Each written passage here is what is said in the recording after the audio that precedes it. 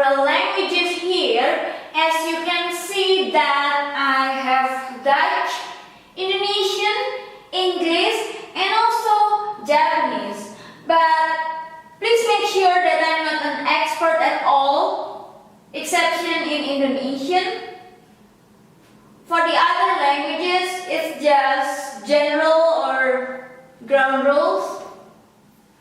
These are the syntax: Dutch, Indonesian, English, also Japanese. With Indonesian and also English, is more into SVO, subject, verb, and then object. In Japanese, is more into SOV, subject, object, and then the verb. In Dutch, I cannot say that it is SVO because sometimes if you have more than one verb in your sentence, which is two, for examples, one will be here after the subject and the other one, formally, academically, it has to be placed at the end of your sentence. May I say that as SVOV? Because if you have more than one is here and the other one is here. Even though this is the formal or the academic ways, when you have to write it in a correct way, you have to write the second one at the end of your sentence. But of course, in daily conversation, sometimes people just put it here. But for sure, if you have more than one verb, for example, if in English, go eating, the go and then go eating or go to eat, the go itself is going to be here and the eating or to eat is going to be here in Dutch. Or will go, in Dutch, the will itself is going to be here and the go itself is going to be here. So you will listen the subject and then the verb, subject, will, and then you will listen the other word first.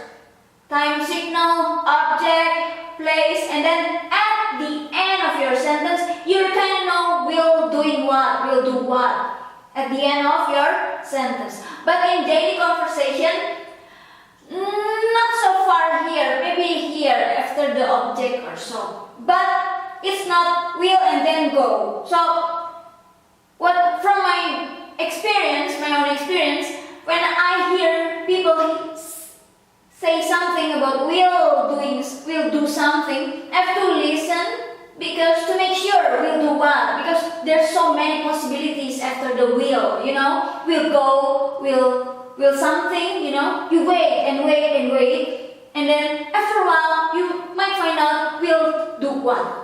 And that's what happened with Dutch sentence.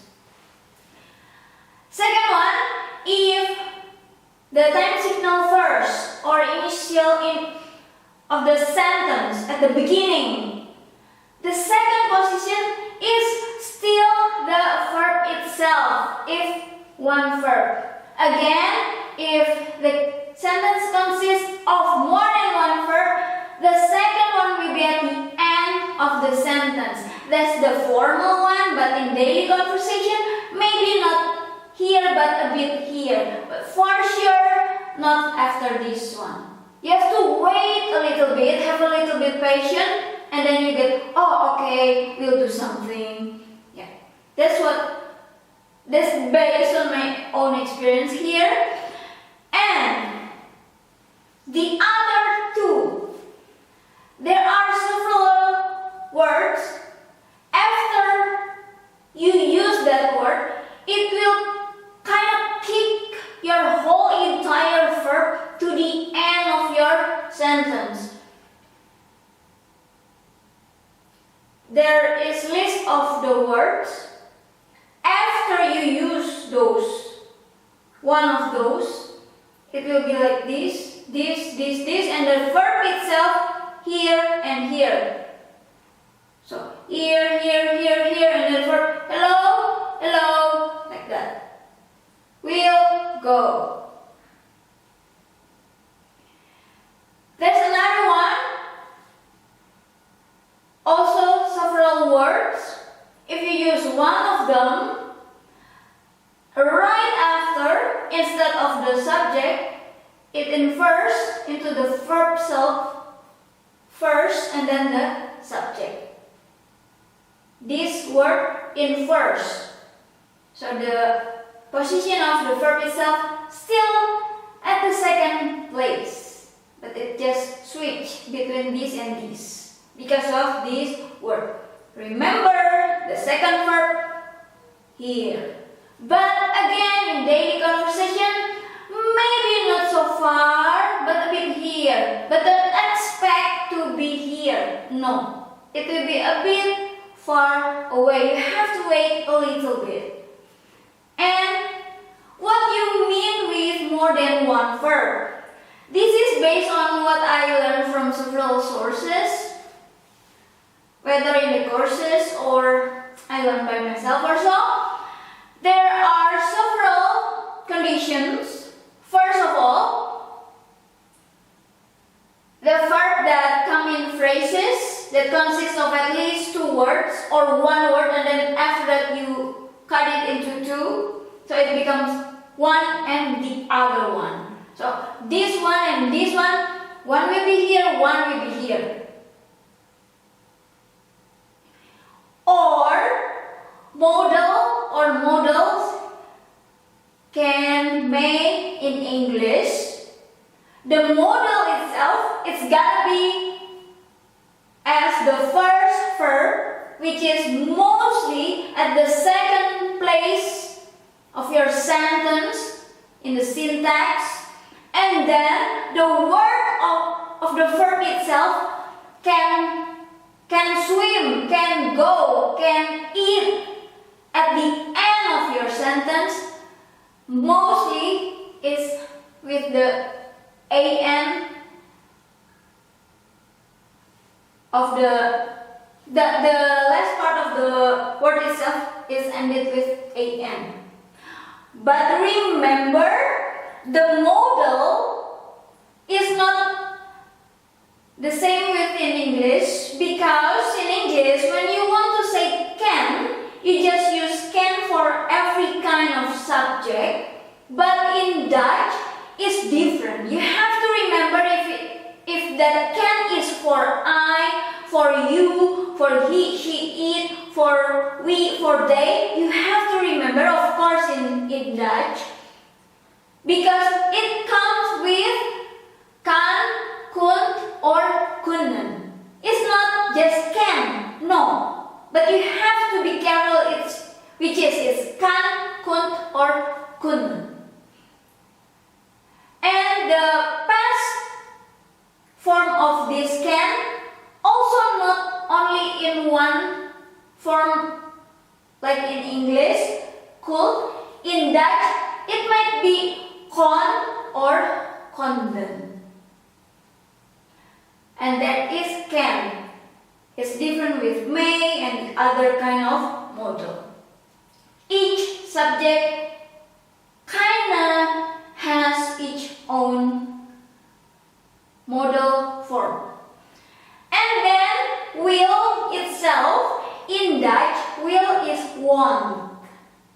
But be careful, because the want in Dutch is not just divided into he, she, it, I, you, we, they, but at least it has three kind of. One you use for I, the other one used for he, she, it. Mostly the verb itself is ended with T at the end. And for we, they, subject that comes in plural, is ended the verb with an. You will see what will this form do with will, which is want in English. Will in Dutch is in want in English. The will itself in Dutch is this: zal, zult, or zullen. You have to choose based on the subject. And for the past tense for this will, which is would in English, in Dutch also you have, well, this case at least you don't have 3 versions, you have 2 versions. One is zou, the other one is zouden. And now we will learn about this base form. One is for I, basically you don't add anything. For he, she, it, basically you add the T at the end. For subject that more than one or plural, you add the AN for your verb. That is for base form or infinitive. And the past simple, most of the times we add the TE, T, or this is T and E, but we read it as T or the. And for plural is ten and den. In English, for past simple, whether it's irregular or regular past, you just use one word of verb for every kind of subject, but in Dutch, no. You use at least 2 different kind of.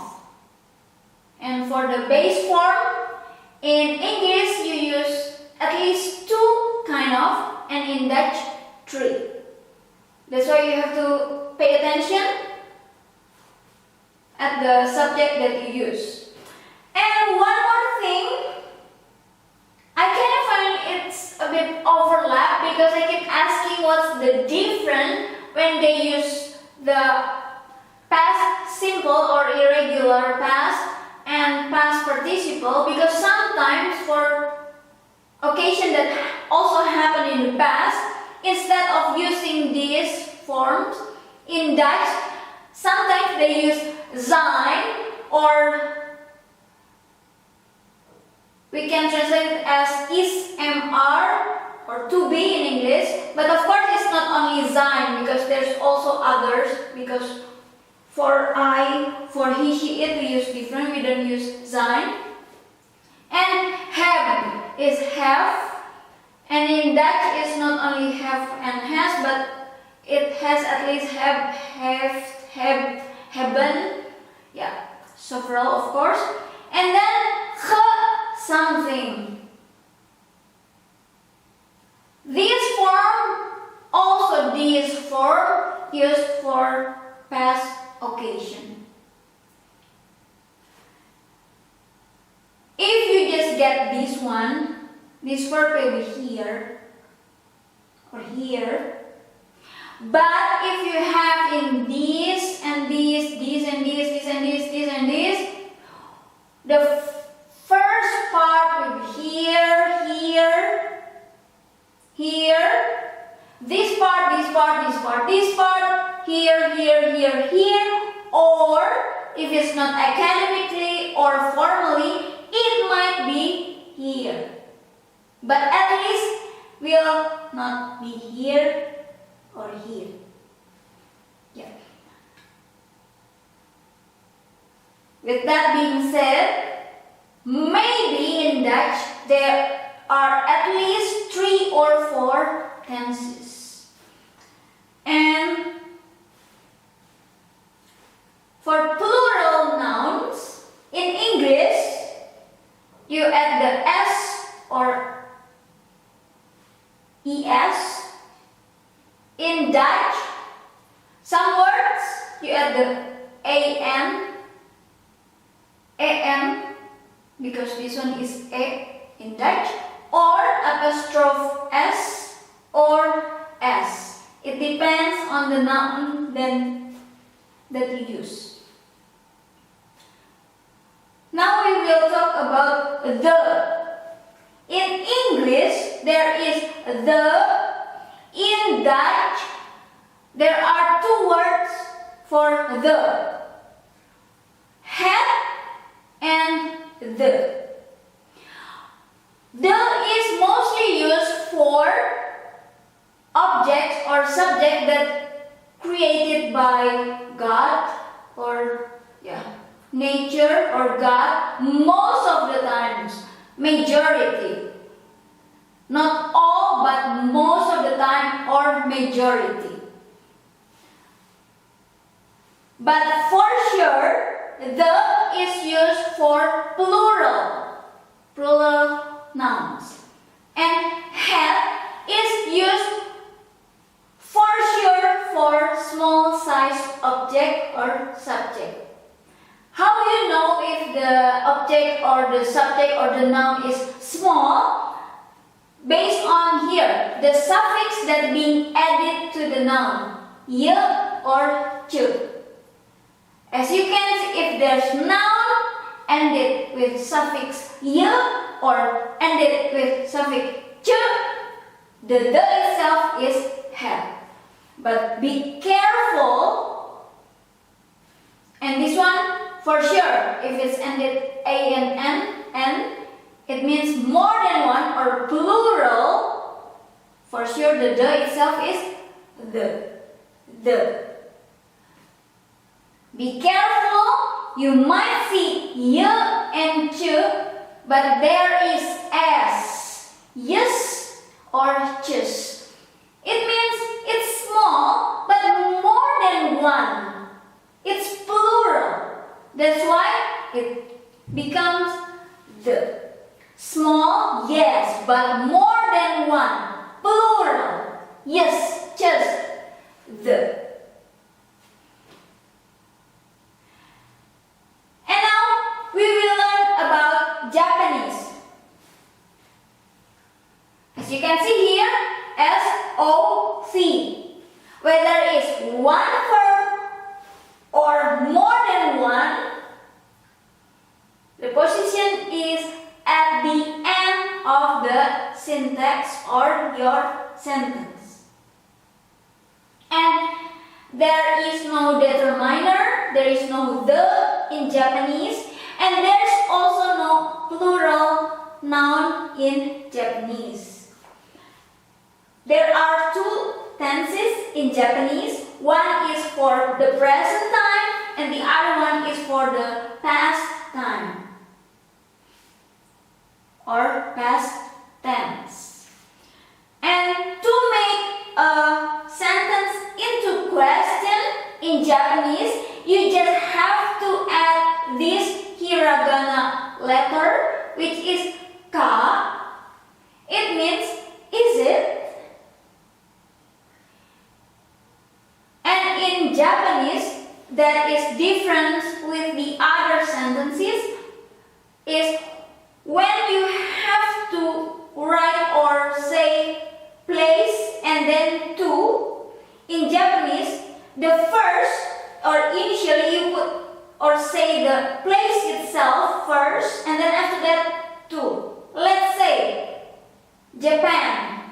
To Japan. In Japanese you say Japan to. And from someone, let's say it's from me, Ira. My name is Ira. In Japanese, it's different with other languages. You put or call or mention the person first and then after that the from. It becomes Ira from instead of from Ira. That's what we have in Japanese, and then this one we will talk about it later in Indonesian part. Okay, most of the times the Indonesian is quite similar with English in terms of the syntax itself. You might see it here. The difference is only here because this and this is quite similar. Whether it's in Indonesian or in English, it's the same with SVO. Or in Indonesia, we call it as subject, predicate, object, SPOK. The K itself is for the place and the time signal. The difference is only here when you put in Indonesian, this one, it has to be our majority or most of the time, the place first, and then after that, time signal. And in English, time signal first, and then after that, the place. That's the only difference that I found here. In English, the plural for noun, you add s or as, es. In Indonesian, you repeat the noun and then you put hyphen in between to make the noun as plural. But there is interesting thing here. In Indonesian, if you want to say 5 houses, it is incorrect if you say it as 5 houses in Indonesian. Because in Indonesian, 5 house is not 5 houses, but 5 house. Whether in English, 5 houses. But these plural nouns we use for other kind of sentences. Let's say there are houses. In that case, we use houses, which is in Indonesia, you repeat the noun and put hyphen in between. And there is also the difference of Indonesian phrase, in this case with noun and adjective. In Indonesian, first you mention the noun, after that the adjective. Let's say this one is ball and then this one is purple. In Indonesian, instead of saying as purple ball, you say it as ball purple. Noun first and then adjective. And there's also difference in Indonesian when it comes of possession. Let's say you want to say it as my house or Ira's house. In Indonesian, the first or initial you mention the noun, and then after that my or the possession, Ira or Ira's. In Indonesian you just say it as Ira. Let's say this is house and this is my. Instead of my house in Indonesian, house and then my. Instead of Ira's house in Indonesian, house and then Ira. House is rumah, my is ku, rumahku. Ira's house, rumah Ira. There's no apostrophe, there's no anything, just house and then the name in 2 words. In English, some people say there are 12 tenses, or some people say there are 16 tenses. But in Indonesian, there are no tense at all. You just have to add extra word in front of the verb itself. And there are no different kind of verb that you use depend on the subject that you use. Whether it's for I, you, we, they, he, she, it, the verb itself is gonna be the same. Whether it's now, the present time, later in the future, before in the past, the verb itself is the same. You just have to add extra word in front of the verb. Whether now or already done or have done, you just add those extra words. There's no infinitive, past simple, past participle. There's no this kind of stuff in Indonesian. And when Indonesian and also several countries in Southeast Asia, when we learn about this kind of stuff, we don't use this, at least I don't use this kind of, words to study this.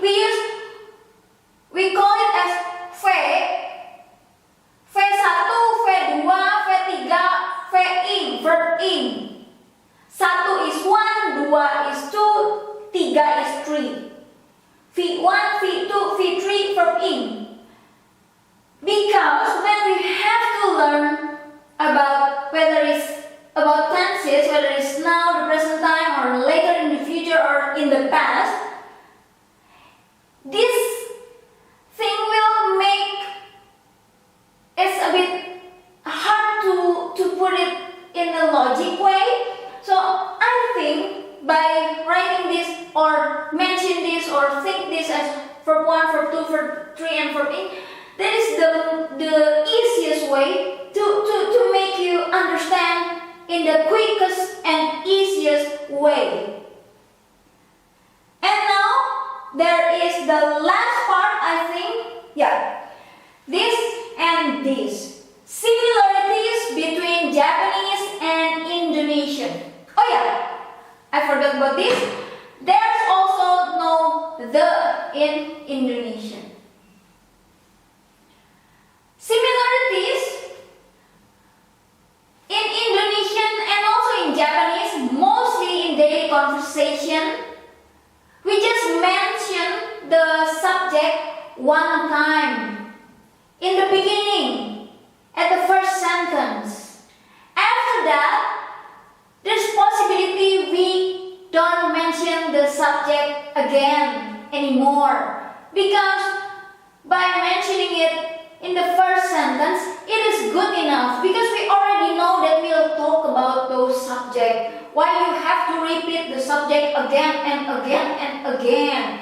But of course, in Dutch and in English, you have to use subject in every sentence that you use, because if not, people maybe will not understand, or it becomes not sure, ambiguity, I don't know. But in Indonesian and also in Japanese, just mention it in the first sentence and then done. Sentence after that, no need to repeat the subject. You will kind of get the idea.